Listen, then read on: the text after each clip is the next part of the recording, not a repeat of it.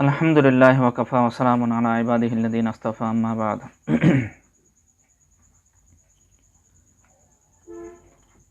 আলহামদুলিল্লাহ, আজকের আলোচনার বিষয়বস্তু হলো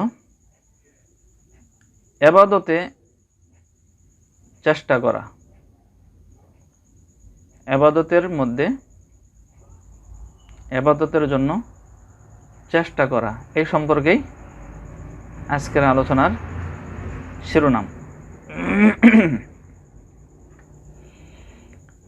তো ইবাদতের জন্য যে চেষ্টা, ওই চেষ্টা সম্পর্কে যে আজকের হেডিংয়ে যে আলোচনা করা হবে, একটু হলেও গুরুত্ব দিয়ে শুনতে হবে আর কি। তো যা হোক, আলোচনা হলো যে ইসলাম প্রতিষ্ঠা করার দায়িত্ব কার? প্রশ্ন। ইসলাম প্রতিষ্ঠিত করার দায়িত্ব কার? মুসলমান না কাফেরের? ইসলাম প্রতিষ্ঠা করবে কে? মুসলমান। তাহলে ইসলাম প্রতিষ্ঠা করার দায়িত্ব হলো মুসলমানের। কিন্তু মুসলমান ইসলাম প্রতিষ্ঠিত করবে কোথায়? প্রতিষ্ঠিত করবে। মুসলমান দায়িত্ব পেল ইসলাম প্রতিষ্ঠা করার। আমরা উম্মতে মুহাম্মাদি, আমাদের দায়িত্ব হলো আমাদেরকে ইসলাম প্রতিষ্ঠিত করতে হবে। তা আমরা ইসলাম প্রতিষ্ঠিত করব কোথায়? দেওয়ালের উপরে? দেওয়ালের উপরে ইসলাম প্রতিষ্ঠিত করব কোথায়? কোথায় বললে উত্তরটা হয় ক্ষেত্র, তাই না? কোন ক্ষেত্রে আমরা ইসলাম প্রতিষ্ঠিত করব? সেটা কি দেওয়ালের উপরে? দেওয়ালটা হলো ইসলাম প্রতিষ্ঠা করার ক্ষেত্র? না ভূমির উপরে? ভূমি জায়গা, জমির উপরে। ইসলাম প্রতিষ্ঠিত করার ক্ষেত্র হলো জায়গা, ভূমি, পৃথিবী। না গরু ছাগলের উপরে? কার উপরে ইসলাম প্রতিষ্ঠিত করতে হবে? গরু ছাগলের উপরেও না? না আকাশ বাতাসের উপরে প্রতিষ্ঠিত করতে হবে? আমাদেরকে দায়িত্ব দিয়েছে ইসলাম প্রতিষ্ঠা করার। তা আমরা ইসলাম প্রতিষ্ঠিত করব কোথায়? এই ক্ষেত্রটাই যদি না চিনি, কোথায় প্রতিষ্ঠিত করব সেটাই যদি না জানি, তাহলে প্রতিষ্ঠিত করব কোথায়? আচ্ছা, না মানুষের উপরে ইসলাম প্রতিষ্ঠিত করতে হয় কোথায়? মানুষের উপরে। হ্যাঁ, এটাই হলো উত্তর। ইসলাম প্রতিষ্ঠা করার দায়িত্ব আমাদের, কিন্তু আমরা ইসলাম প্রতিষ্ঠিত করব কোন ক্ষেত্রে? ক্ষেত্রটা কোথায়? মানুষের উপরে ইসলাম প্রতিষ্ঠিত করতে হয়, ঠিক না? বুঝতেই পারলাম, আকাশ বাতাসের উপরে নয়, গরু ছাগলের উপরে নয়, ভূমির উপরে নয়, কোনো দেশের উপরে নয়, কোনো পাড়া গ্রামের উপরে নয়, কোনো পৃথিবীর উপরে নয়, তাই না? ইসলাম প্রতিষ্ঠা হয় কোথায়? প্রতিষ্ঠা করার ক্ষেত্রেই হলো কোথায়? মানুষ, বুঝলে না? এতটুকু ভুল থাকার জন্য অনেক কিছু আমরা এতটুকু ভুলকে কেন্দ্র করে অনেক ভুল সৃষ্টি হয়, অনেক ভুল সিদ্ধান্ত নিতে হয়, অনেক ভুল সিদ্ধান্ত নিয়ে অনেক গোজামিল, অনেক ফেতনা ফাসাদ শুরু হয়ে যায়। তো যা হোক, আলোচনা আমার ওদিকে নয়, আজকে শুধু একটা ভূমিকা আলোচনা করব। যেটা বললাম যে সমস্ত আলোচনা, সামনে যতগুলি আলোচনা হবে সমস্ত আলোচনার ভূমিকা আজকে ইনশাল্লাহ আলোচনা হবে। তো ভূমিকা হিসাবে আমরা শুনবো, সেভাবে খেয়াল করব, এবং সমস্ত সামনে যতগুলি আলোচনা হবে সমস্ত আলোচনার সারসংক্ষেপ, তাই না, মূল আলোচনা আর কি আজকে হবে। তাহলে যা হোক, আমরা বুঝতে পারলাম যে আমাদেরকে মানুষের উপরে কি করতে হবে? ইসলাম প্রতিষ্ঠিত করতে হবে। আচ্ছা,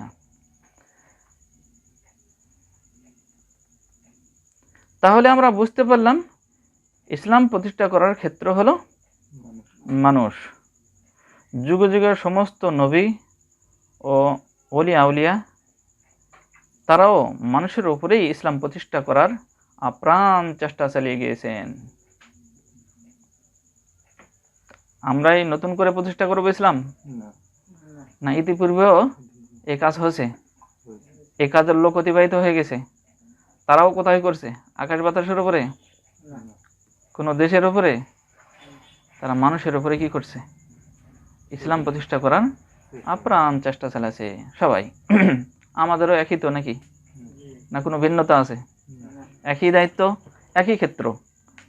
হ্যাঁ, এবং দায়িত্বপ্রাপ্ত যে প্রতিপক্ষ, যে ব্যক্তি, তারা হলাম আমরা মানুষ জাতি, বুঝলেন না? আগে যারা দায়িত্ব পেয়েছিলেন তারা অন্য জাতি, তা নয়, মানুষ। আমরা বর্তমান দায়িত্ব পেয়েছি, আমরাও কি মানুষ। তাহলে সবই ঠিক আছে। এই জন্য আল্লাহ তাআলার বিধানের মধ্যে কি নাই? হ্যাঁ, কোনো উল্টাপাল্টা নাই, পরিবর্তন নাই, সব একই। ওনারা যে দায়িত্ব পালন করছেন, যাদেরকে দায়িত্ব দিয়েছেন, যেই জাতির উপরে আমরাও সেই জাতি, যে দায়িত্ব দিয়েছেন আমাদের উপরেও ওই দায়িত্বই। যে ক্ষেত্রে ওই দায়িত্ব প্রয়োগ করতে হবে আমাদের উপরেও ওই ক্ষেত্রে এই দায়িত্ব প্রয়োগ করার দায়িত্ব। আচ্ছা, ইসলাম প্রতিষ্ঠা করার ক্ষেত্র হলো মানুষ। একটু ব্যাখ্যা করলে ইসলাম প্রতিষ্ঠার জন্য চেষ্টা করার ক্ষেত্র হলো দুটি। কি বললাম? যে ইসলাম প্রতিষ্ঠা করার ক্ষেত্র হলো মানুষ, কিন্তু একটু ব্যাখ্যা করলে হবে এইভাবে যে ইসলাম প্রতিষ্ঠার জন্য চেষ্টা করার ক্ষেত্র হলো দুটি। মানে ব্যাখ্যা করলে, ব্যাখ্যা তো একটু ব্যাখ্যাই নাকি, বিস্তারিত। তো একটু বিস্তারিত করলে দেখা যায় যে ক্ষেত্র হলো দুটি। একটাই ক্ষেত্র। একটু ব্যাখ্যা করলে বা বিস্তারিত করলে ক্ষেত্র হবে কয়টা? দুইটি ক্ষেত্র। একটা হলো ইসলাম প্রতিষ্ঠার জন্য চেষ্টা করা, আর একটি হলো ইসলাম দ্বারা নিজেকে প্রতিষ্ঠিত করার চেষ্টা করা।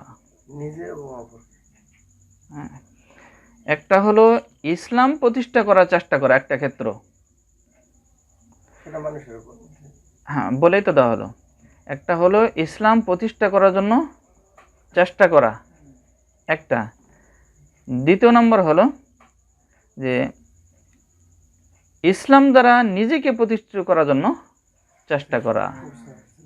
দুটা ক্ষেত্র নাকি? তার মানে স্বরূপটা দাঁড়ালো কি? অন্যের উপরে প্রতিষ্ঠিত করা এবং নিজের উপর প্রতিষ্ঠিত করা। দুটা তো একই জিনিস বলছিলাম না? ইসলাম প্রতিষ্ঠা করার দায়িত্ব মানে ক্ষেত্র হলো মানুষ। একটু ব্যাখ্যা করলে কি হবে? ইসলাম প্রতিষ্ঠিত করা তার মানে অন্যের উপরে প্রতিষ্ঠিত করা। আরেকটা ক্ষেত্র হলো ইসলাম দ্বারা নিজেকে প্রতিষ্ঠিত করা, বুঝলে না? মানে ইসলামটাকে নিজের মধ্যে প্রতিষ্ঠিত করতে হবে। হ্যাঁ, আর ইসলাম দ্বারা আমিও কি হব? প্রতিষ্ঠিত হব। বোঝা গেল তো?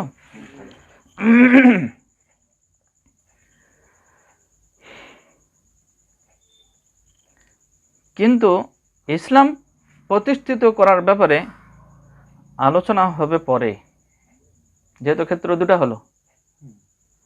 হ্যাঁ, এখন দুটা ক্ষেত্রের মধ্যে থেকে একটা ক্ষেত্র যেটা যে ইসলাম প্রতিষ্ঠিত করা, এটা যে একটা ক্ষেত্র, এই ক্ষেত্রটা নিয়ে আলোচনা পরে করা হবে।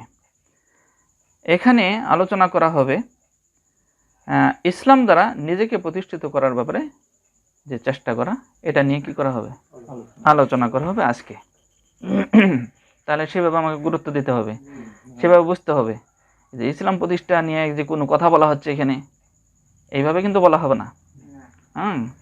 এখানে এভাবে খেয়াল করতে হবে যে আমাকে কি করতে হচ্ছে, যে ইসলাম দ্বারা নিজেকে প্রতিষ্ঠিত করার যে চেষ্টা, এই নিয়ে আজকে আলোচনা হবে ইনশাআল্লাহ।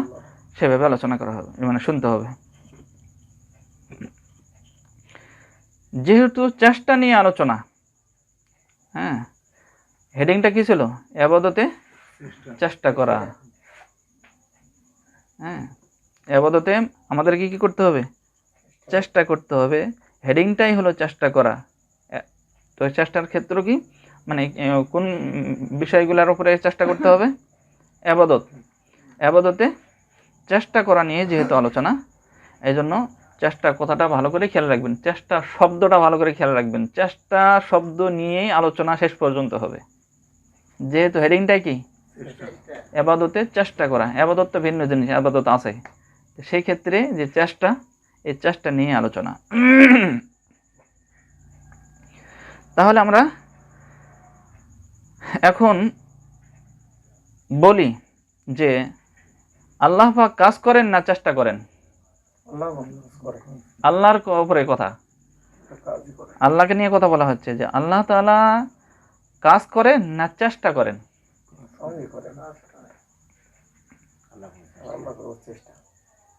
বোঝাতে যাচ্ছে নাকি? তাহলে উত্তর কি বললেন? আল্লাহ তাআলা আল্লাহ তাআলা চেষ্টা আল্লাহ তাআলা কাজ করেন, চেষ্টা তো নাই।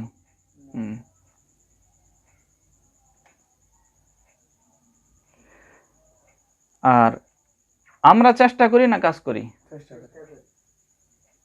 কাজ করে না, হ্যাঁ, আলোচনা কিন্তু চেষ্টা নিয়েই। ওই জন্য সব ভাঙ্গেশ্বরে বলা হচ্ছে যে আল্লাহ চেষ্টা করেন না কাজ করেন, সেটাও দেখার ব্যাপার। আমরা চেষ্টা করি না কাজ করি, সেটাও চিন্তা করার ব্যাপার। হ্যাঁ, হ্যাঁ, আর এখানে জ্ঞান নিয়ে খেলা করা হচ্ছে না। হ্যাঁ, জ্ঞান বুঝাবুঝি নিয়ে খুব মানে মজা করা হচ্ছে তা নয়। হ্যাঁ, বলাই হলো সবচাইতে গুরুত্বপূর্ণ আলোচনা আজকের, বুঝলেন না? সামনে যত আলোচনা আসবে এর মধ্যে থেকে সবচাইতে গুরুত্বপূর্ণ আজকের, অতএব এভাবে খেয়াল করব। তাহলে আল্লাহ তাআলা চেষ্টা করেন না, করেন কি? কাজ, নাকি? আর আমরা কি করি তাহলে? চেষ্টা করি, কাজ করি না, নাকি? সন্দেহ বাজে যাচ্ছে।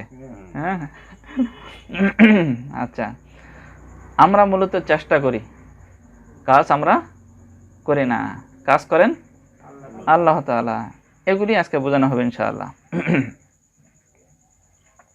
আচ্ছা, ব্যাখ্যা, একটু ব্যাখ্যা আর কি। যদি বলা হয় যে আল্লাহ তাআলা চেষ্টা করেন,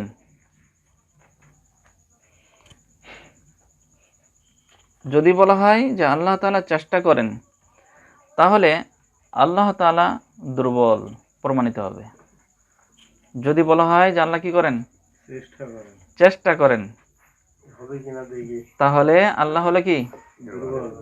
দুর্বল। হ্যাঁ, অর্থাৎ যে কাজ করতে অথবা কাজ সম্পাদন করতে অক্ষম, সেই চেষ্টা করে। খেয়াল করবেন, অক্ষম বলা হচ্ছে, কিন্তু এরকম নয় যে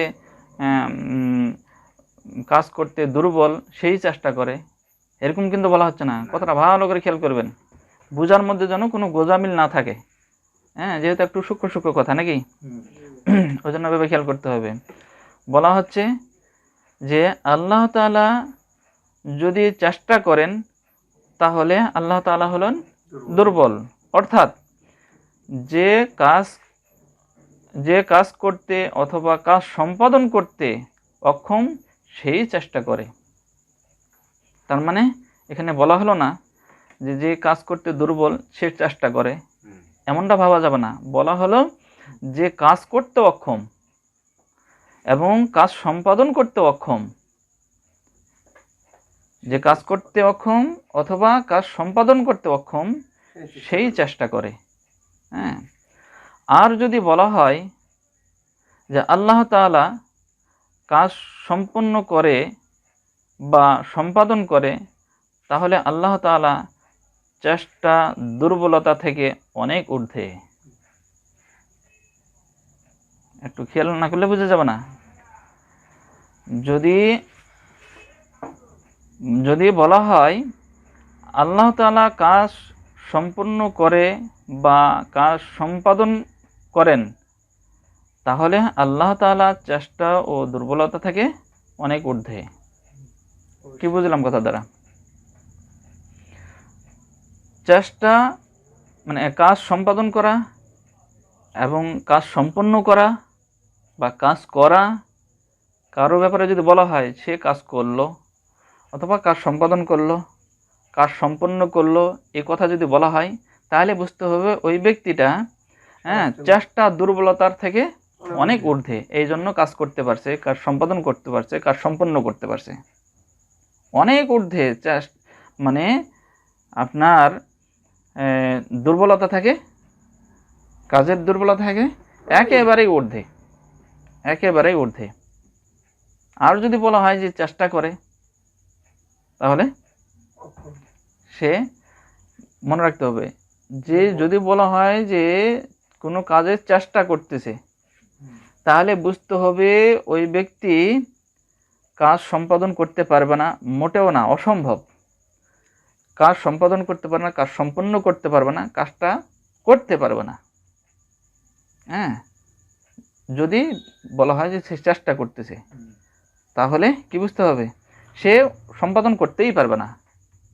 কারণ কি বলা হলো, যে কাজ করতে পারে, যে কাজ সম্পাদন করতে পারে, যে কাজ সম্পন্ন করতে পারে, তাকে কেমন হতে হবে, যে চেষ্টা দুর্বলতা থাকে একেবারেই ঊর্ধ্বে থাকতে হবে, তাহলেই কাজ সম্পন্ন করা সম্ভব, তাছাড়া কাজ সম্পন্ন করা সম্ভব নয়।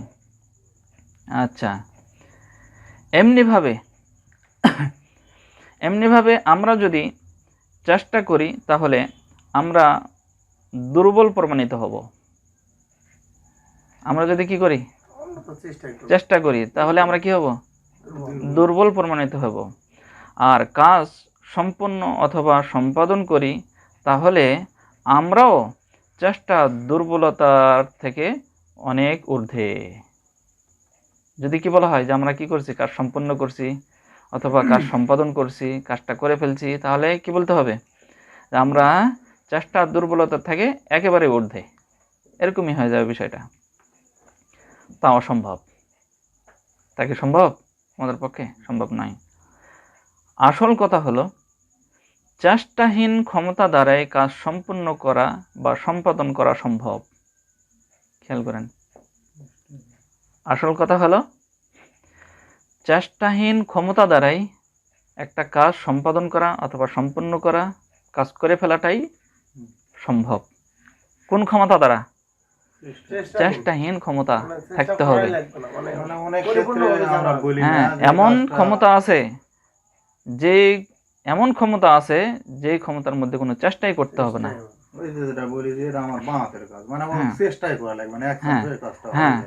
চেষ্টাই করতে হবে না, এমন ধরনের ক্ষমতা যদি থাকে তাহলেই কাজ সম্পাদন করা সম্ভব, তাছাড়া সম্ভব নয়। হ্যাঁ, আর যারা চেষ্টা করবে, যিনি কাজ সম্পাদন করলেন তিনি হলেন তাদের থেকে একেবারেই ঊর্ধ্বে। আর এই ক্ষমতা আল্লাহ তাআলা ছাড়া আর কারো নাই। যদি আগের কথাগুলো ভালো করে বুঝে থাকেন, বললাম তো, যদি ব্রেন যদি একটু কি থাকে, হ্যাঁ, একটু ধারালো হতে হবে। হ্যাঁ, আর এই ক্ষমতা আল্লাহ তাআলা ছাড়া কারো নাই। অর্থাৎ চেষ্টাহীন ক্ষমতা কারো রয়েছে? আল্লাহ তাআলার রয়েছে। তো চেষ্টাহীন ক্ষমতা যদি আল্লাহর থাকে, তাহলে কাজ করতে সক্ষম কে? একমাত্র কাজটা সম্পাদন করতে, সম্পূর্ণ করার ক্ষমতা কার? আল্লাহ তাআলারই। হ্যাঁ, এই জন্যই আল্লাহ পাকই শুধু কাজ করতে পারেন, আমরা নয়। এখন মূল কথা এটাই। এই জন্যই আল্লাহ শুধু কাজ করতে পারেন, আমরা নয়। খেয়াল করতে, এতদিন কি ভাবছি আমরা, কি করি, এই করি সেই করি, দুনিয়ার অমুক কিছু প্লেন বানাচ্ছি, অমুক কিছু রকেট বানাচ্ছি, সব আমরাই করি, আমরা কাজ করি, মনে করতেছি আমরা কাজ করি। খেয়াল করবেন জিনিসটা। হ্যাঁ, এখানে মানে একেবারে স্পষ্টভাবে কথা বলে দেওয়া হলো যে এই জন্যই আল্লাহ পাকই শুধু কাজ করতে পারেন, আমরা নয়। তার মানে আমরা কোনো কাজই করতে পারি না। জানেন আমাদের ক্ষমতা কাজের ব্যাপারে কতটুকু জানেন? একটা কাজ করতে চাইলে তো ইচ্ছাও থাকতে হবে নাকি? হ্যাঁ, সবার আগে কি দরকার? ইচ্ছা তো দরকার নাকি? হ্যাঁ, তো এই ইচ্ছাটার ব্যাপারে আল্লাহ কি বলতেছে জানেন? আল্লাহ তাআলা বলতেছেন যে ওমা তাশাউনা ইল্লা আইয়াশা আল্লাহু রাব্বুল আলামিন। আল্লাহ তাআলা বলতেছেন যে তোমরা কেহই কোনো ইচ্ছা জাগাতে পারো না, ইচ্ছা করতে পারো না, জাগাতে পারো না আমার ইচ্ছা ছাড়া। কাজ কখন করবেন? কোন ক্ষমতা দিয়ে কাজ করবেন? বোঝা গেল এবার স্পষ্ট? আমরা আসলে কাজ করতে পারি না শুধু চেষ্টাই করতে পারি? হ্যাঁ, এতদিন আমরা যে বুঝছি কাজ করি, আমরা যে এতদিন মনে করেছি কাজ করি, বুঝতে পারলেন তো? আসলে কাজ করেন কে? হ্যাঁ, কাজ করেন বলতে আল্লাহ তাআলাই সম্পাদন করেন, আল্লাহ তাআলাই কাজটা সম্পন্ন করেন। হ্যাঁ, ঠিক আছে, চূড়ান্তভাবে কাজটা হয়ে যায় আল্লাহর করার দ্বারাই, আমাদের না। আল্লাহ যদি ইচ্ছা না করেন সম্ভব না, আল্লাহ যদি না করেন আমাদের দ্বারা সম্ভব নয়। এজন্যই তাকে কার্যনির্বাহী বলা হয়। এজন্য আল্লাহ তাকে কি বলা হয়? আল্লাহ তাআলাকে কার্যনির্বাহী বলা হয়। আগেকার মূলনীতিগুলা মাথায় রাখছেন তো, যে চেষ্টাহীন ক্ষমতা থাকলেই কাজ সম্পন্ন করা সম্ভব, আর যে কাজের ব্যাপারে যে চেষ্টা করবে বুঝতে হবে যে ওই কি করতেছে, কাজ করতেছে না, মূলত কি করতেছে। কারণ এই চেষ্টাযুক্ত ক্ষমতা দ্বারা কাজ সম্পন্ন করা সম্ভব নয়।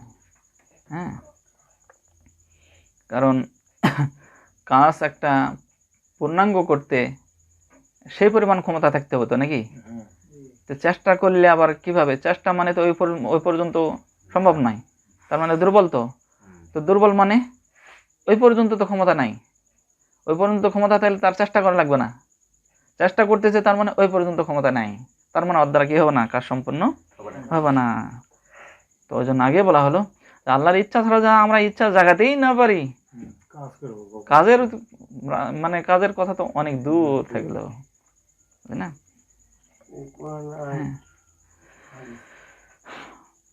আচ্ছা, তাহলে কি বুঝলাম? এজন্যই আল্লাহ তাআলাকে কার্যনির্বাহী বলা হয়, অন্য কাউকে নয়। কার্যনির্বাহী অন্য কাউকে নয়। আমরা কি করি? কার্যনির্বাহী কমিটি গঠন করি নাকি? কার্যনির্বাহী কমিটি। আচ্ছা, যা হোক। আচ্ছা, আর আমরা দেখতেছি যে আমাদেরকে চেষ্টা করতে হয়। আমরা কি দেখি? আমাদেরকে কি করতে হয়? চেষ্টা করতে হয়, এটা তো আমরা দেখতেছি। অতএব স্পষ্ট হয়ে গেল যে আমাদের ক্ষমতা হলো চেষ্টাযুক্ত ক্ষমতা, আর চেষ্টাযুক্ত ক্ষমতা হলো দুর্বল ক্ষমতা, তা দ্বারা কাজ সম্পাদন করা সম্ভব নয়, অসম্ভব। আচ্ছা, এই দিক থেকেও আমরা আল্লাহ তাআলার সমকক্ষ হতে পারবো না। কাজের দিক থেকেও আল্লাহ তাআলার সাথে তো আমাদের কোনো দিক থেকেই তুলনা চলবে না। এমন নয় যে কাজের দিক থেকে মানে তুলনা চলবে। হ্যাঁ, এই দিক থেকেও আমরা আল্লাহ তাআলার সমকক্ষ নয়। আল্লাহ তাআলা হলেন সবল, আমরা হলাম দুর্বল। আচ্ছা, বুঝতে পারলাম আমাদের ক্ষমতা চেষ্টার মধ্যেই সীমাবদ্ধ। আমাদের ক্ষমতাটা কাজ করে ফেলবে এত দূর নয়, আমাদের ক্ষমতা হলো চেষ্টার মধ্যেই সীমাবদ্ধ। আর চেষ্টা তো আর কাজ সম্পূর্ণ হওয়া বা সম্পাদন হওয়া তো বোঝায় না। আমাদের ক্ষমতা যদি চেষ্টার মধ্যে, মানে সোজা কথা, চেষ্টা করাটাই আমাদের ক্ষমতা আর নাই, এরকম যদি হয় বিষয়টা, তাহলে এই চেষ্টা করা তো কাজ সম্পাদন হওয়া বা কাজ সম্পন্ন হওয়া বোঝায় না। চেষ্টা করা মানে কাজ সম্পন্ন হয়ে গেল, এটা বোঝায়? কাজ সম্পাদন হওয়া বোঝায়? বোঝায় না। আচ্ছা, সে অধ্যায়টি তো হলো আল্লাহ পাকের অধ্যায়। কাজ সম্পন্ন বা সম্পাদন করার অধ্যায়টা কার? আল্লাহ পাকের অধ্যায়, একবারে স্পষ্ট। হ্যাঁ, আচ্ছা, আমরা বুঝতে পারলাম আমরা শুধু কোনো কাজের চেষ্টা করতে পারি, এটাই তো স্পষ্ট বুঝতে পারলাম নাকি? চেষ্টা অতিক্রম করে কাজ সম্পন্ন করা বা কাজ সম্পাদন করে ফেললে আমরা এই দিক থেকে আল্লাহ তাআলার সমকক্ষ হয়ে যাব। চেষ্টাকে অতিক্রম করে যদি আমরা কাজ সম্পূর্ণই করে ফেলি, যে কোনো ভাবেই হোক না কেন, হ্যাঁ, আমাদের ক্ষমতা তো সীমাবদ্ধ চেষ্টার মধ্যে, চেষ্টাকে পাড়ি দিয়ে হ্যাঁ যদি আমরা কাজকে সম্পূর্ণই করে ফেলি, তাহলে আমরা কি হয়ে যাব? আল্লাহ তাআলার সমকক্ষ হয়ে যাব, কোনো দিক থেকে না হলেও এই দিক থেকে হয়ে যাব। হ্যাঁ, আল্লাহ তাআলাকেও যদি চেষ্টার ঊর্ধ্ব থেকে একটু নিচে নেমে এক বিন্দুও চেষ্টা করতে হয়, তাহলে তিনি আর স্রষ্টা থাকবে না, সৃষ্টি হয়ে যাবেন। বুঝতে পারছেন? সূক্ষ্ম কথা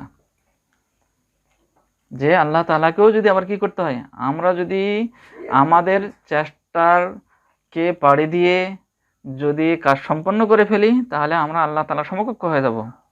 অপরদিকে আল্লাহ তাআলাও যদি ওই তার ক্ষমতা থাকে, চেষ্টার ঊর্ধ্বের ক্ষমতা থাকে, নামে যদি এক বিন্দুও চেষ্টা করতে হয় আল্লাহকে কোনো কাজের ব্যাপারে, তাহলে উনি আর আল্লাহ থাকবেন না, উনি কি হয়ে যাবেন? সৃষ্টি হয়ে যাবেন। স্রষ্টা হওয়ার যোগ্যতা ওনার নাই, না?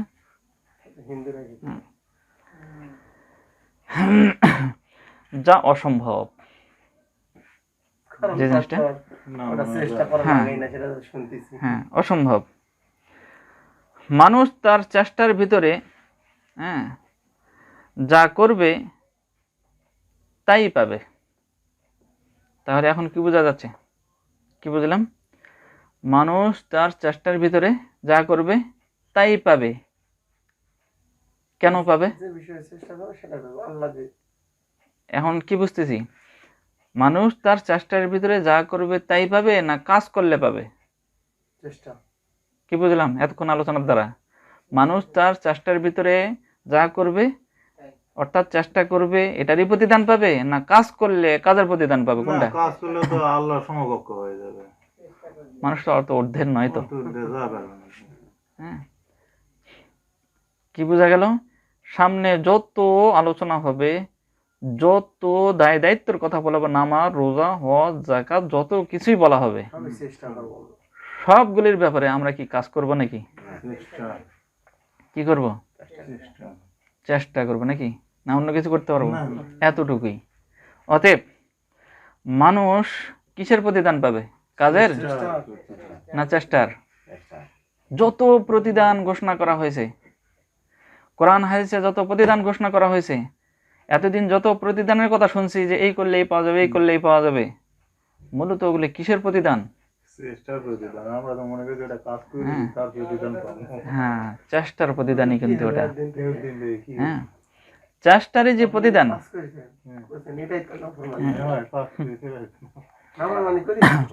চেষ্টারই যে আল্লাহ তাআলা প্রতিদান দিবেন, হ্যাঁ, অন্য কিছুর নয়, সেটা আল্লাহ তাআলা কোরআন পাকে ঘোষণা করেন।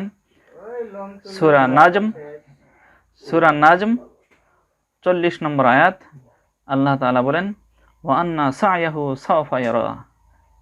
হ্যাঁ, যে ব্যক্তি যে চেষ্টা করছে, অতি শীঘ্রই সে তার চেষ্টার ফল দেখবে। তাহলে ফলটা কিসের পাবে? হ্যাঁ, তাহলে আমাদের কাছে স্পষ্ট হয়ে গেল যে আমরা আল্লাহ তাআলার কাছেও যেটা পাবো, সেটারে কি পাবো? চেষ্টারই ফল পাবো। কারণ কারো নির্বাহিত আল্লাহ তাআলা, ইচ্ছা শক্তি তো আমাদের নাই। হ্যাঁ, এই গুণ তো আমাদের নয়, এই গুণ তো আল্লাহ তাআলার।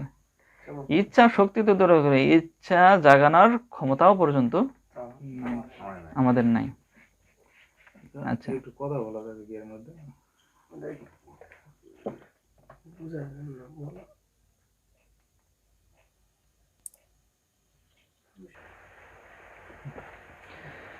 এতক্ষণ আমরা চেষ্টার স্বরূপ বুঝলাম, এতক্ষণ যাহা কিছু আলোচনা করা হলো, যা বুঝলাম, এটা কি বুঝলাম? চেষ্টার স্বরূপ বুঝলাম, বুঝলেন না? খেয়াল করবেন, যেটা এতক্ষণ যা আলোচনা হলো, এটা চেষ্টার স্বরূপ কিভাবে, এটা আসলে চেষ্টার স্বরূপ কিনা। হ্যাঁ, আর চেষ্টার স্বরূপ হলে আসলে চেষ্টার স্বরূপ হিসাবে আমি বুঝতে পারলাম কিনা, আসলে এটা চেষ্টার স্বরূপ কিনা, এভাবে ভালো করে চিন্তা গবেষণা করে বুঝতে হবে বিষয়টা। তো যা হোক, আপনাদের কাজ তো আমি আর করে দিতে পারবো না। হ্যাঁ, আপনারা কিভাবে এটা চেষ্টার স্বরূপ হলো এতক্ষণ আলোচনা, এটা আপনারা চিন্তা করে বুঝে নিন। শুধু চেষ্টাই যে আমাদের দায়িত্ব তাও বুঝলাম, এতক্ষণ চেষ্টার স্বরূপ বুঝলাম, এতক্ষণ আরো বুঝলাম, সেটা কি বুঝলাম? যে কাজ সম্পাদন শুধু করা সম্ভব নয়, হ্যাঁ, চেষ্টাটাই আমাদের কাজ করতে হবে। সম্পাদন করা সম্ভব নয়, শুধু চেষ্টা করাটাই। হ্যাঁ, হ্যাঁ, চেষ্টাই যে আমাদের দায়িত্ব বলা হচ্ছে, আবার সম্ভব শুধু নয়, দায়িত্ব, এটাই দায়িত্ব। কাজ করা দায়িত্ব নয়, দায়িত্ব হলে কি? হ্যাঁ, চেষ্টা করাটাই আমাদের দায়িত্ব, এটাও বুঝলাম। আচ্ছা, চেষ্টা থেকে মানুষ এক ধাপ পাড়ি দিতে পারে না, সেটাও বুঝলাম।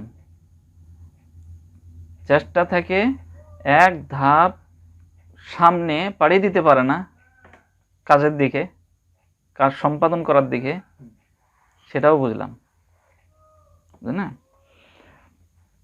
আচ্ছা, মানুষের কাছ থেকে সর্বোপরি চেষ্টাটি কাম্য ও ধর্তব্য, সেটাও বুঝলাম নাকি?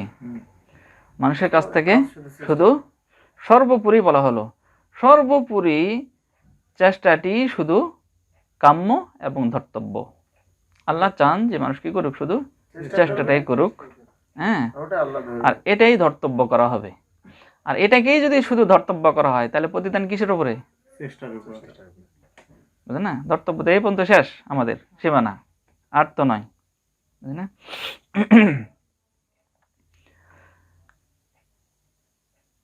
সূরা আম্বিয়া 94 নম্বর আয়াতে আল্লাহ তাআলা বলতেছে, ফামান ইয়ামাল মিনাস সলিহাতি ওয়া হুয়া মুমিনুন ফালা কুফরানা লিসাইহি ওয়া ইন্না লাহু লাকাতিবুন। আল্লাহ তাআলা উক্ত আয়াতে বলতেছেন, যে ব্যক্তি ঈমান সহকারে, ঈমান বাদ দিয়ে যত সৎ কাজ করুক, একটাও কি হবে নাকি? কোনো কাজে লাগবে না। হ্যাঁ, খোলে আছে, খোলের তলি নাই, মাছ থাকবে না একটা, এরকম হয়ে যাবে। যতই সৎ কাজ করুক, একটাও থাকবে না যদি ঈমান না থাকে। তো যে ব্যক্তি ঈমান সহকারে সৎ কাজ করে, হ্যাঁ, তার চেষ্টাকে আল্লাহ তাআলা অস্বীকার করবেন না, তার চেষ্টা অস্বীকৃত হবে না। খেয়াল করবেন কি বলতেছে, আমাদের দায়িত্ব এবং আমাদের কি, হ্যাঁ, ওয়া ইন্না লাহু লাকাতিবুন, তার জন্য ওই চেষ্টা ফলাফল বা ওই চেষ্টা সে যা করলো, ওয়া ইন্না লাহু লাকাতিবুন, আল্লাহ তাআলা বলেন আমি তার জন্য ওটা লিখে রাখি। যা করলো, যে চেষ্টাটা করলো, সেটাকে অস্বীকার করা হবে না, সেটা লিখে রাখা হবে, তাই না? তাহলে চেষ্টাটাই যে কাম্য এবং ধর্তব্য, বুঝা গেল আয়াত দ্বারা? আয়াত থেকে বুঝালো যে ফালা কুফরানা লিসাইহি, হ্যাঁ, তার চেষ্টাকে কি করা হবে না? অস্বীকার করা হবে না, তার মানে ধর্তব্য করা হবে, এটাই কাম্য। হ্যাঁ, আচ্ছা, হ্যাঁ, তাহলে এটাও বুঝলাম, মানুষের চেষ্টাকৃত লক্ষ্য বস্তুকে মানুষের চেষ্টার আওতাধীন করা হয়েছে। হ্যাঁ, এটাও বুঝলাম। খেয়াল করবেন কি বলা হলো? চেষ্টা করার ক্ষমতাটা মানুষের চেষ্টাকৃত লক্ষ্য বস্তুকে মানুষের চেষ্টার আওতাধীন করা হয়েছে। মানে ওই লোক মানে হ্যাঁ। মানুষের যে চেষ্টা চেষ্টাটা করবে করবে। হ্যাঁ মানুষ এটুকুই করতে পারে। হ্যাঁ, আর মানুষ সেখান থেকে অক্ষম, যেখান থেকে আল্লাহ পাকের সাহায্য মানুষ কোথায় গেল,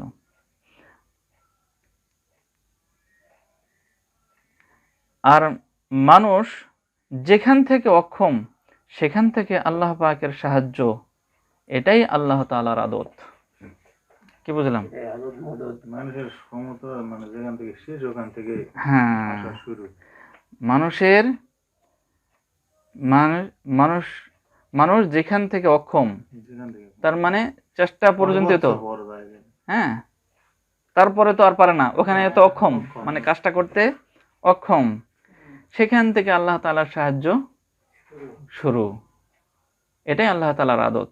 তার মানে একটা মানুষের জন্য আল্লাহ তাআলা ওই কাজ মানে করে দেন ওই সময় যখন ওই কাজের ব্যাপারে কি করে, চেষ্টা করে। আল্লাহ তাআলা মানুষ যে কাজের জন্য চেষ্টা করতেছে, যে কাজটা সম্পাদন হওয়ার জন্য চেষ্টা করতেছে, সম্পূর্ণ হওয়ার জন্য চেষ্টা করতেছে, ওই কাজের পিছনে মানুষ যখন চেষ্টা করে, হ্যাঁ, তখন চেষ্টা করতে করতে যেখানে যায় থেমে যায়, তার যে পিছনে। যেখানে যা পারতেছে না, তার মানে চেষ্টা পন্থী পারতেছে, চেষ্টা তারপর আর তো পারতেছে না, বুঝে না, তারপরে পরবর্তী ধাপ আল্লাহ তাআলার। পরিপূর্ণ করা হ্যাঁ পর্যন্ত। হ্যাঁ, সেখান থেকে আল্লাহ তাআলার সাহায্য শুরু হয়, যেখানে অক্ষম হয়েছে সেখান থেকে আল্লাহ তাআলার সাহায্য।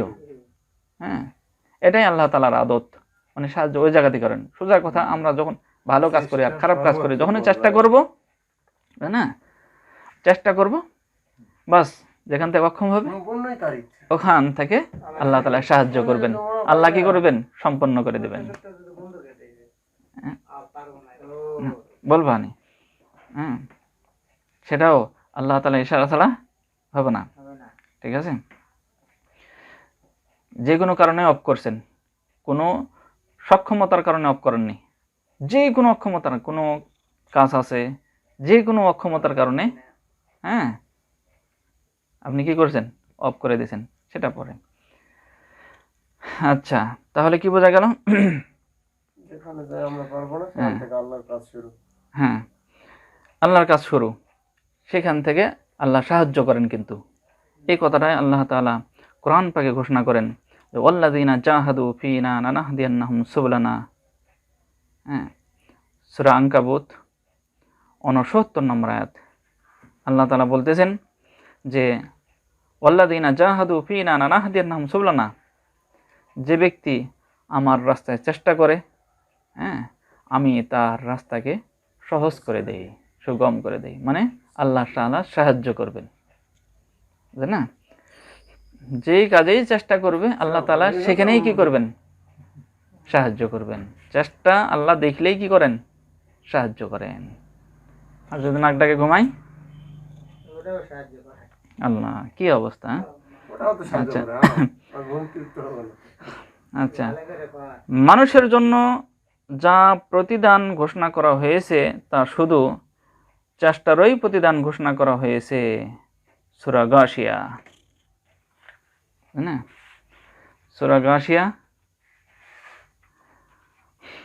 9 নম্বর আয়াত থেকে আল্লাহ তাআলা ঘোষণা করেন যে লিসাইহা রাদিয়া ফি জান্নাতিন আলিয়া লা তাসমাউ ফিহা লাবিয়া ফিহা আইনুন জারিয়া ফিহা সুররুম মারফুআ ওয়া আকওয়াবুম মাওদুআ ওয়া নামারিকু মাসফুফা ওয়া যারাবিয়্যু মাবথুথা।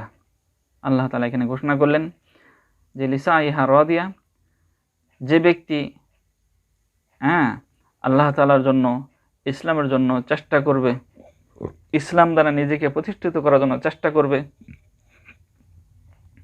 তার চেষ্টার উপরে তাকে খুশি রাখা হবে। সে তার চেষ্টার উপরে কি হবে, খুশি হবে।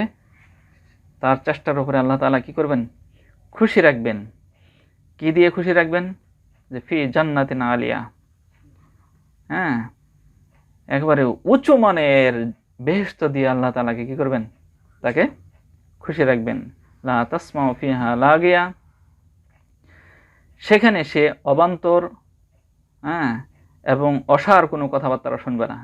অবান্তর অসার কথাবার্তা কি জানেন? হ্যাঁ, এটার স্বরূপটা হলো, মূল সমষ্টি কথা হলো যেটা তাকে ভালো লাগতেছে, হ্যাঁ, এটাই ভালো জান্নাতের মধ্যে। আর যেটা তাকে ভালো লাগবে না, এমন ধরনের কোনো হোড় হাঙ্গামা থেকে শুরু করে, কষ্টদায়ক কথা থেকে শুরু করে, যেটাই হোক না কেন, হ্যাঁ, এমন ধরনের তাকে ভালো লাগতেছে না এমন ধরনের কোনো কথাই শুনতে পাবে না। ফিহা আইনুন জারিয়া, সেখানে ঝর্ণা প্রবাহিত থাকবে। এমন একটা জান্নাত যেখানে অসার কোনো কথাবার্তা শুনবে না এবং ঝর্ণা প্রবাহিত থাকবে, হ্যাঁ, এমন জান্নাত দিবেন। ফিহা সুরুম মারফুয়া, এবং সেখানে তার পালং, খাট পালং বলে না, সেখানে পালং থাকবে। কেমন আছে? একেবারে উন্নত মানের পালং আল্লাহ তাআলা সেখানে তাকে দান করবেন। ও আকওয়াবু মাওদুআ, হ্যাঁ, আল্লাহ তাআলা তাকে পানপাত্র দান করবেন, নির্দিষ্ট পানপাত্র, হ্যাঁ, যেখানে পানি আছে সেখানে পানপাত্র থাকবে, নির্দিষ্ট জায়গাতে থাকবে। এমন নয় যে আপনি পাত্রটা খুঁজতেছেন কোথায় আছে, এমন নয় যে দূরে আছে ওখান থেকে আনে পান করতে হবে, হ্যাঁ, সোজা কথা, নির্দিষ্ট পানপাত্র নির্দিষ্ট জায়গাতেই থাকবে। অনামারিকু মাসফুফা, আল্লাহ তাআলা সেই জান্নাতে তাকে, হ্যাঁ, গালিচা দান করবেন, সারি সারি গালিচা, সারি সারি গালিচা দান করবেন। ওয়াজারাবিয়্যু মাবসুসা, এবং উন্নত মানের কার্পেট, বহু কার্পেট যেগুলি বিস্তৃত অবস্থায় থাকবে, হ্যাঁ, যেগুলি বিস্তীর্ণ হয়ে থাকবে, এমন ধরনের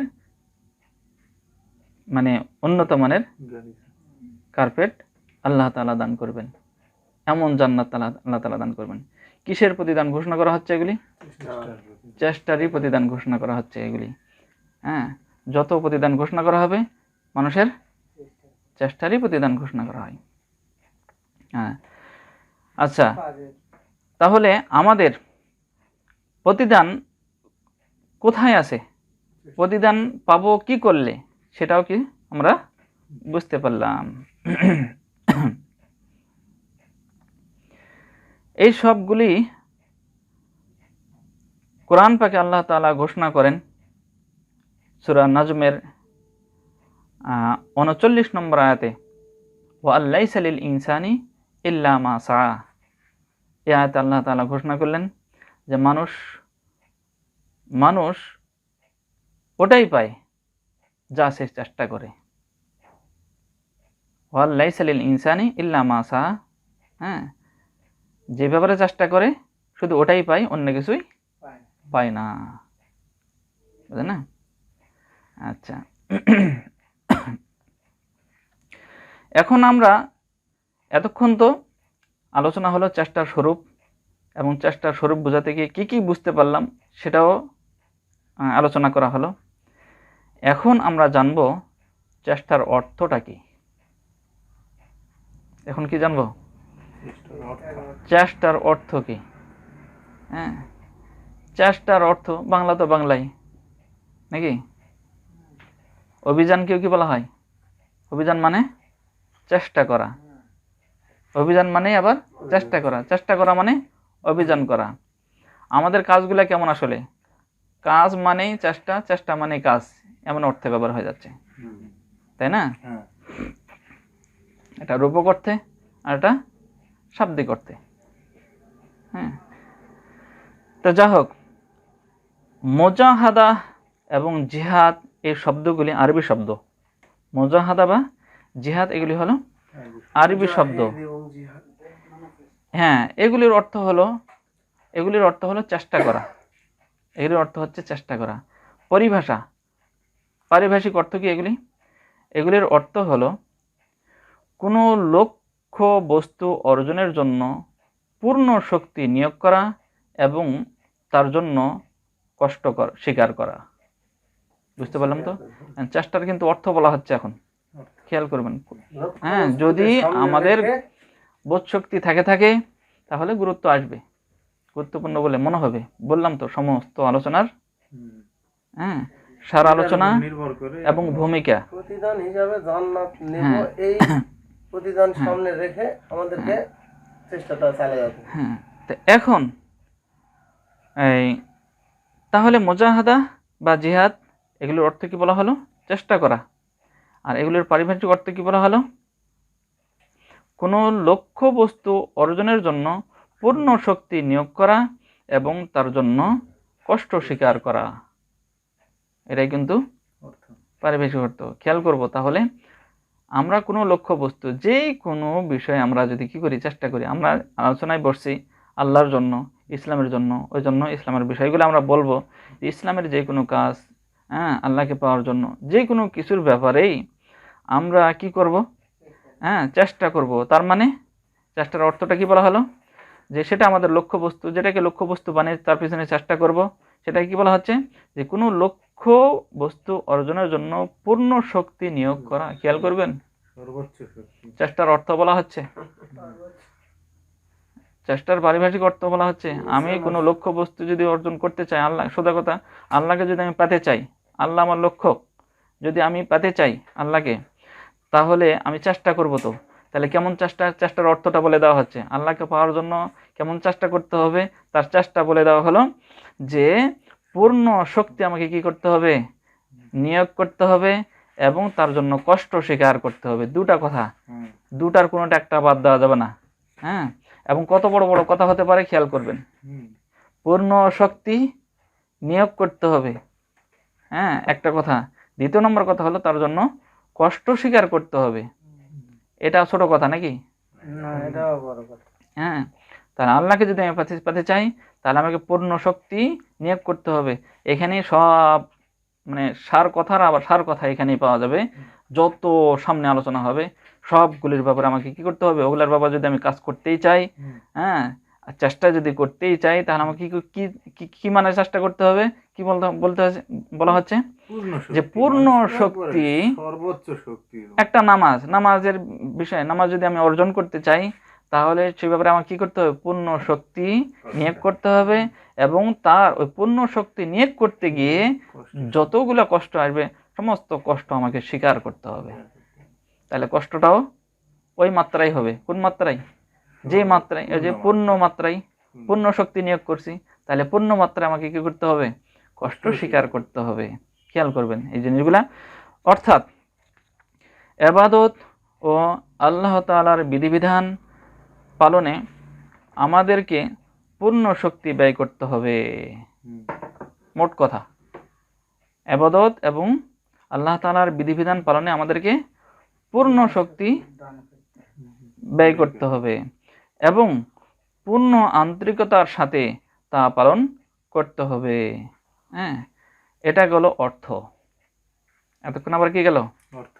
অর্থ। হ্যাঁ, চেষ্টার অর্থ গেল। আজকের আলোচনায় হেডিং এ হলো কি? ইবাদতে চেষ্টা। তাহলে অর্থটা আমরা বুঝতে পারলাম। কি অর্থ? যে কোনো লক্ষ্য বস্তু, হ্যাঁ, সামনে রেখে অর্জন সর্বোচ্চ চেষ্টা করবে। অর্জন করার জন্য পূর্ণ শক্তি নিয়োগ করা এবং তার জন্য যে কষ্টগুলি আসবে কষ্ট স্বীকার করা। অর্থাৎ সেই পূর্ণ মাত্রায় কি করা? কষ্ট স্বীকার করা। এটাই হয়ে গেল। আর বাকিগুলা সুখ আর দুঃখ। আর তেমন কোনো কথা না, এটাই মেন কথা। হ্যাঁ, বুঝলে বুঝবেন, না বুঝলে বুঝবেন না, করার কিছু নাই। স্বরূপটা গেল, এটা হলো অর্থ গেল, অর্থ।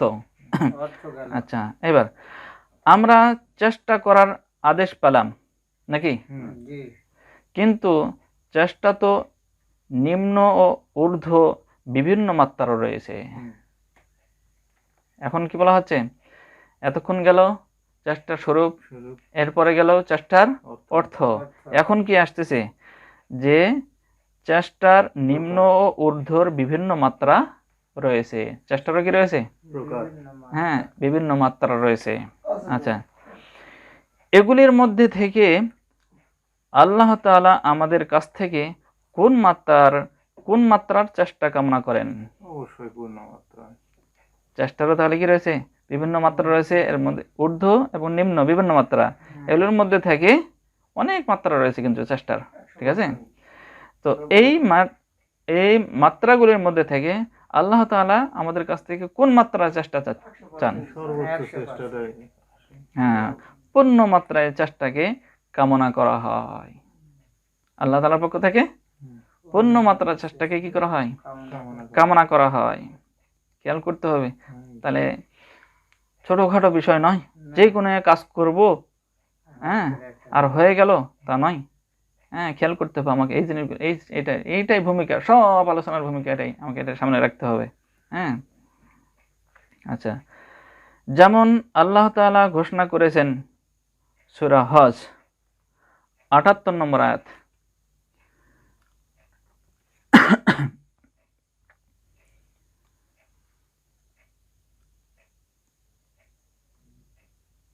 সূরা হজের ৭৮ নম্বর আয়াতে আল্লাহ তাআলা ঘোষণা করেন যে ওয়াজাহিদু ফিল্লাহি হাক্কা জিহাদি। আল্লাহ তাআলা বললেন যে তোমরা চেষ্টা করো আল্লাহ তাআলার পথে যেমন চেষ্টা করার দরকার। হ্যাঁ, হাক্কা জিহাদি, হ্যাঁ, যেমন চেষ্টা করা উচিত, এটা বোঝেন। হ্যাঁ, যে কাজ ওই কাজ এমনভাবে করো, সেই কাজ যেভাবে করা উচিত। এই কথাটার অর্থ জানেন? এই কথাটার অর্থটা কি? আচ্ছা, পরে আসবে। বিশেষ করে আয়াতটি জিহাদের জন্য অবতীর্ণ হলেও জিহাদের জন্য বিশেষিত নয়। আয়াতটি যেটা বলা হলো, আয়াতটি জিহাদের জন্য অবতীর্ণ হয়েছে, কিন্তু জিহাদের জন্য বিশেষিত নয়। অর্থাৎ আয়াতের অর্থ হলো তোমরা আল্লাহর জন্য চেষ্টা করো, শ্রম স্বীকার করো যেভাবে শ্রম স্বীকার করা উচিত। হ্যাঁ, বোঝেন এটা পূর্ণ জিনিসটা? আচ্ছা, তাও সামনে আসবে না যদি না বুঝতে পারেন। অন্য আয়াতে আরো স্পষ্টভাবে উল্লেখ হয়েছে, সূরা বাকারা 208 নম্বর আয়াত। সূরা বাকারা 208 নম্বর আয়াতে আল্লাহ তাআলা বলেন, ইয়া আইয়ুহাল্লাযীনা আমানু দুখুলু ফিস-সিলমি কাফা। উক্ত আয়াতে আল্লাহ তাআলা বলেন, হে ঈমানদারগণ, তোমরা ইসলামের মধ্যে প্রবেশ করো পরিপূর্ণভাবে। ইসলামের মধ্যে প্রবেশ করো পরিপূর্ণভাবে, তোমরা ইসলামের মধ্যে প্রবেশ করো। পরিপূর্ণভাবে প্রবেশ করতে চাইলে পূর্ণ মাত্রায় চেষ্টা করা ছাড়া কিভাবে সম্ভব? কথাটা মানে খেয়াল করছেন না কি করছেন জানি না। হ্যাঁ, মানে প্রত্যেকটা বাক্য তো গুরুত্বপূর্ণ, মানে এটা তো ঘটনা নয় যে বলে দেওয়া হচ্ছে, মানে সূক্ষ্ম অর্থবহ বাক্য। আল্লাহ তাআলা কি বলেন যে তোমরা ইসলামের মধ্যে পরিপূর্ণভাবে প্রবেশ করো। তো ইসলামের মধ্যে যে আমি প্রবেশ করব, পরিপূর্ণভাবে যদি প্রবেশ করতে চাই, তাহলে পরিপূর্ণভাবে চেষ্টা ছাড়া কিভাবে সম্ভব? বুঝতে পারছেন? তাহলে ইসলামের মধ্যে প্রবেশ মানে একটা দুটা কাজ? তাহলে এতগুলা কাজের মধ্যে যা আমি প্রবেশ করতে চাই, তাহলে পরিপূর্ণভাবে যদি প্রবেশ করতে চাই, তাহলে চেষ্টার মাত্রাটা কেমন লাগবে? পূর্ণ মাত্রায় চেষ্টা লাগবে।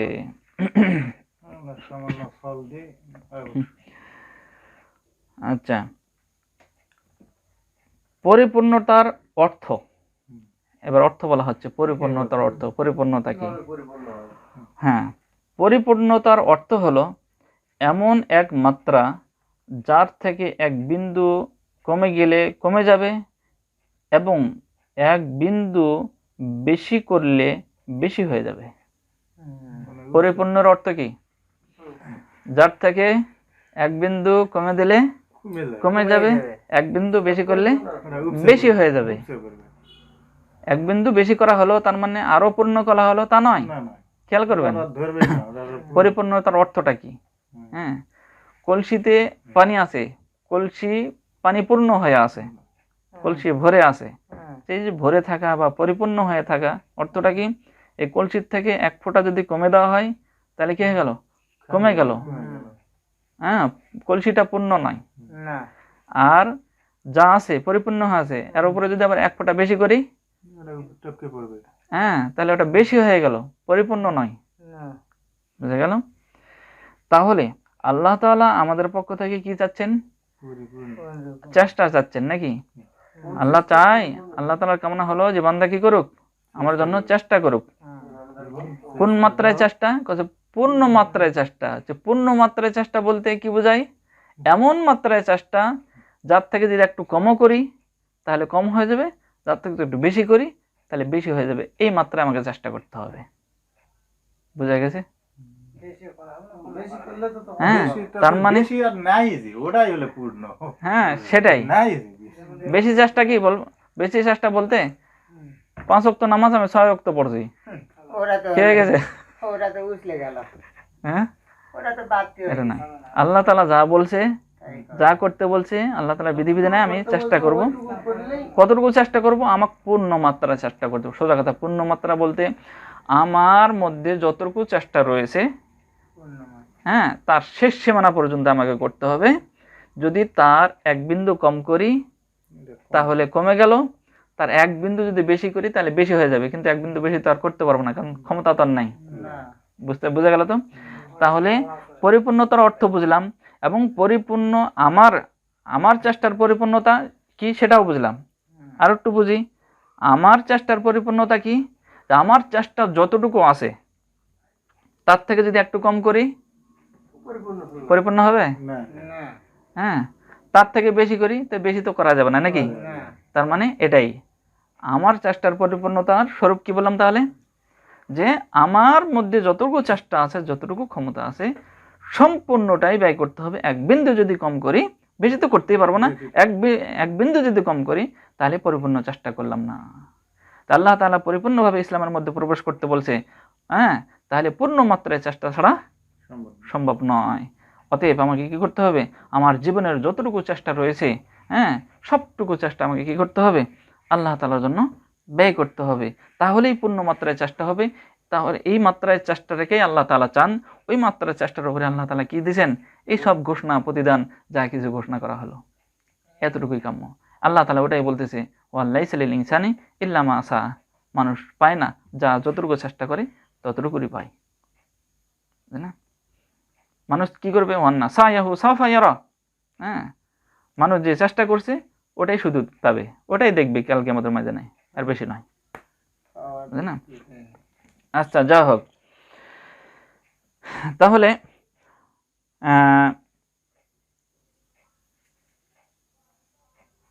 কমে যাবে। আচ্ছা, তাহলে এই মাত্রায়, এই পরিপূর্ণ এই মাত্রায় ইসলাম পালন করাটাই হলো কাম্য, এর চেয়ে বেশিও নয়, কমও নয়। অর্থাৎ হাত, পা, চোখ, কান, মন, মস্তিষ্ক সব কিছুই যেন ইসলামের আওতায় এবং আল্লাহ তাআলার অনুগত্যের আওতায় এসে যায়। হ্যাঁ, সব কিছুই যেন ইসলামের আওতায় এসে যায়, এই মাত্রায় চেষ্টা করেছেন নবীগণ। যে মাত্রা বোঝানো হলো, এই মাত্রায় চেষ্টা করছেন কে? নবীগণ। এর আগে বলা হলো চেষ্টার স্বরূপ, তারপরে বলা হলো চেষ্টার অর্থ, তারপরে বলা হলো চেষ্টার মাত্রা, তারপরে বলা হচ্ছে যে কোন মাত্রার চেষ্টা আল্লাহ তাআলার কাম্য। হ্যাঁ, এটাই বলা হচ্ছে। আর এই মাত্রায় চেষ্টা কে কে করছেন, দুনিয়াতে কে করছেন না করেনি সেটাও দেখানো হচ্ছে। সেটা হলো এই মাত্রায় চেষ্টা করেছেন কে? নবীগণ। হ্যাঁ, আসি আলাইহিস সালাম, সাহাবায়ে কিরাম, এরা কি করছেন? এনারা তো নবীগণ এই মাত্রায় চেষ্টা করছেন নাকি? হযরতে জাকারিয়া আলাইহিস সালামকে করত দিয়ে চিরে দেওয়া হয়েছে নাকি? চিরে দেওয়া হয়েছে। আচ্ছা, এই কষ্টটা কিসের অধ্যায়? চেষ্টার অধ্যায়। এই কষ্টটা কিসের অধ্যায়? চেষ্টার অধ্যায়। কি এই কষ্টটা ওনার হয়েছে নাকি? ইব্রাহিম আলাইহিস সালামকে কোথায় ফেলে দেওয়া হয়েছে? আগুনে। হ্যাঁ, এটা কিসের অধ্যায়? ওনার চেষ্টার অধ্যায় হয়েছে। হ্যাঁ, মাছে খেয়ে ফেলছে ইউনূস আলাইহিস সালামকে, এই কষ্টটা কিসের অধ্যায় হয়েছে? ওনার চেষ্টার অধ্যায় হয়েছে। হ্যাঁ, ইউসুফ আলাইহিস সালাম কোথায় গেছেন? হ্যাঁ। জেলখানায় গেছেন। এই কষ্টটা কিসের অধ্যায় হয়েছে? কত নবীগণকে হত্যা করে দেওয়া হয়েছে। এই কষ্টগুলা কিসের উপর হয়েছে? চেষ্টার অধ্যায় হয়েছে। রাসূল সাল্লাল্লাহু আলাইহি ওয়াসাল্লামের পা জুতা পর্যন্ত রক্তে কাপড় জমাট হয়ে গেছে, কাপড় চোপড় রক্ত রঞ্জিত হয়ে গেছে, হ্যাঁ, দাঁত শহীদ হয়ে গেছে। হ্যাঁ, এই কষ্টগুলা কিসের অধ্যায়?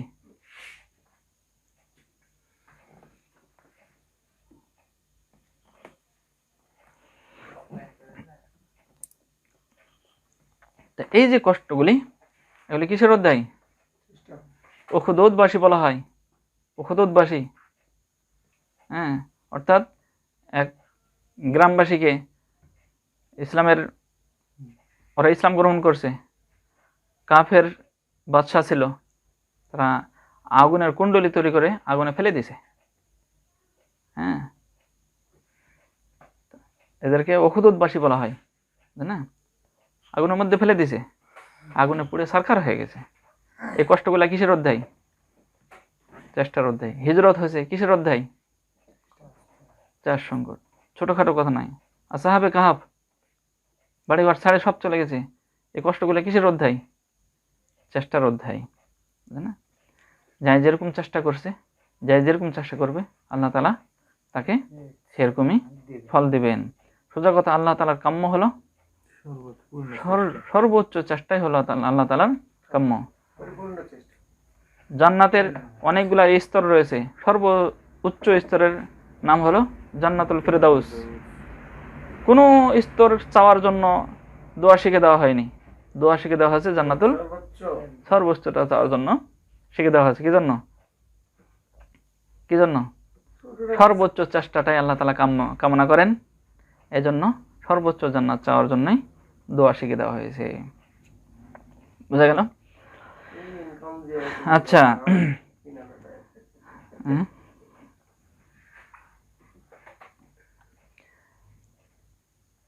যারা কামিল বা পূর্ণাঙ্গ হয়েছেন, তারা পরিপূর্ণ চেষ্টা দ্বারাই পূর্ণাঙ্গ হয়েছেন।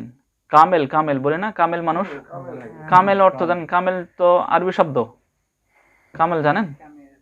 হ্যাঁ, কামেল মানুষ। হ্যাঁ, কামেল অর্থ হলো পূর্ণাঙ্গ। কামেল মানুষ মানে পূর্ণাঙ্গ মানুষ। জানেন পূর্ণাঙ্গ মানুষ কাকে বলা হয়? হ্যাঁ, পূর্ণাঙ্গ মানুষ যে পরিপূর্ণভাবে আল্লাহ তাআলার বিধান পালন করে। হ্যাঁ, একটাও কি করে না? হ্যাঁ, মিস করে না, একটাও গুনাহ করে না, একটাও আল্লাহর হুকুম অমান্য করে না। এরকম ধরনের মানুষ হলো কামেল মানুষ।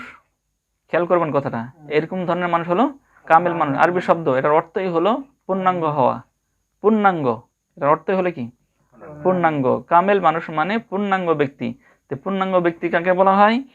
বিজ্ঞানীকে, দার্শনিকদেরকে, জ্ঞান ভান্ডার কাউকে? এই যে কামেল মানুষই বলা হয় কোন ব্যক্তিকে?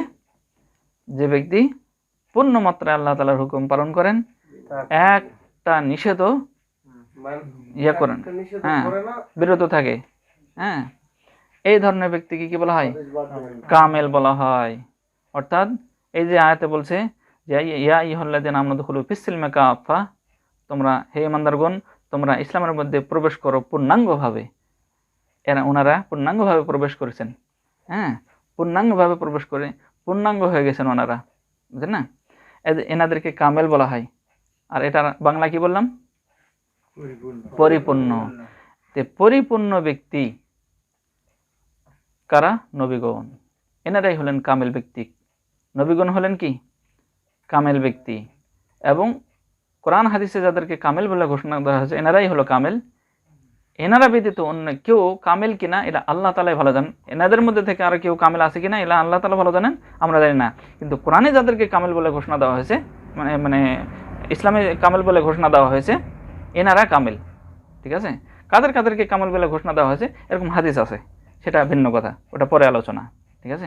কিন্তু খেয়াল রাখবেন যে কামেল মানেই তো হলো পূর্ণাঙ্গ নাকি? তাহলে কামেল বা পূর্ণাঙ্গ ব্যক্তি হতে চাইলে পূর্ণ মাত্রায় চেষ্টা ছাড়া সম্ভব না। সম্ভব নয়। বুঝা গেছে? জি আর আল্লাহ তাআলা আমাদেরকে সবাইকে কি হিসাবে চায়? কামেল হিসাবেই চান, পূর্ণাঙ্গ ব্যক্তি হিসাবে চান। আমরা যারা পাঁচ ওয়াক্ত নামাজ পড়তেছি তারা পূর্ণ মাত্রার কি চেষ্টা করতেছি? খেয়াল করেন মনে কথাটা। আমরা যারা 5 ওয়াক্ত নামাজ পড়তেছি পূর্ণভাবে পূর্ণ মাত্রায় চেষ্টার কি করতেছি আমরা? পূর্ণ চেষ্টা করতেছি নামাজটা যেন 5 ওয়াক্ত পড়তে পারি। আল্লাহ, এতক্ষণ আলোচনা করে চেষ্টা আমাদের এই ব্যায়ামটা ধরাও একটা উদ্দেশ্য ছিল। আমাদের এই ব্যায়ামটা ধরাও কি ছিল? উদ্দেশ্য ছিল ওরাই চেষ্টা করছে যে আমরা 5 ওয়াক্ত নামাজ পড়ে এতক্ষণ যে পূর্ণ মাত্রা চেষ্টা বলা হলো, তো 5 ওয়াক্ত নামাজ পড়ে পূর্ণ মাত্রার চেষ্টার কি করলাম আমরা? ইসলামে প্রবেশের যে একটা মানে পথ, ইসলামের তো ইসলামের তো বহু সাইড রয়েছে। হ্যাঁ সেটা বলতে চাচ্ছিলাম যে 5 ওয়াক্ত নামাজ পড়ে পূর্ণ মাত্রা কি চেষ্টা করলাম?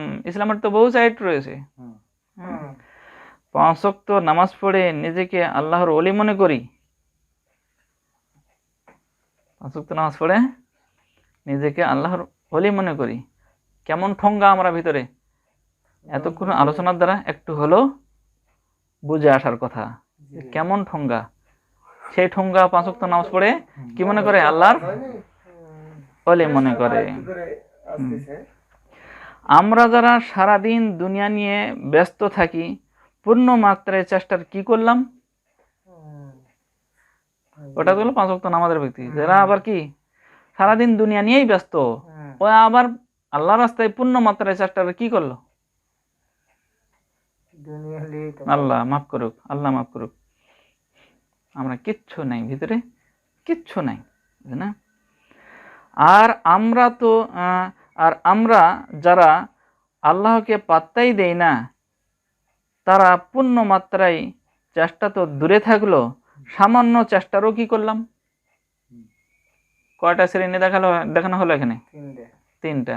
একটা হলো যারা আমরা 5 ওয়াক্ত নামাজ পড়ি, আমরা পূর্ণ মাত্রার কি চেষ্টা করলাম। আরেকটা হলো যে 5 ওয়াক্ত নামাজ তো নয়, দুনিয়া নিয়ে ব্যস্ত থাকে সারাদিন, ও আবার পূর্ণ মাত্রার চেষ্টা কি করলো? আরেকটা শ্রেণী হলো যে আল্লাহকে পাত্তাই দেয় না, দুনিয়া নিয়ে ব্যস্ত হয়ে গেল, আল্লাহকে পাত্তাই দেয় না, ওই আবার মানে পূর্ণ মাত্রার চেষ্টা তো দূরে থাকলো, সামান্য চেষ্টারও কি করলো?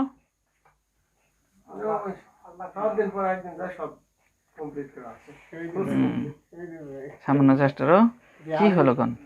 আচ্ছা, অথচ জান্নাতের আশা থেকে আমরা কেউই বিরত নয়। না খেয়াল করছি কথাটা? এটাও জান্নাত। জান্নাতের আশা থেকে আমরা কেউই বিরত নয়। সব কিছুরই ভিত্তি থাকলে আশারও একটা ভিত্তি আছে অবশ্যই। আশা করি খেয়াল করছি? সব কিছুর যদি কি থাকে তাহলে আশারও কি আছে? ভিত্তি আছে অবশ্যই। তো জান্নাতের আশা করেই শুধু থাকবো, আল্লাহকে পাত্তাই দিছি না, হ্যাঁ। তো আশার ভিত্তিটা কি? এতক্ষণ যে আলোচনা করা হলো, আশার ভিত্তি হলো চেষ্টা। চেষ্টা। আশার ভিত্তি হলো চেষ্টা। চেষ্টা। আর কোন মাত্রায় চেষ্টা? হ্যাঁ, আল্লাহ চেষ্টা বলে স্বীকার করবে কোন মাত্রার চেষ্টাকে, সেটাও জানতে পারলাম। আখিরু দাওয়ানা আলহামদুলিল্লাহ।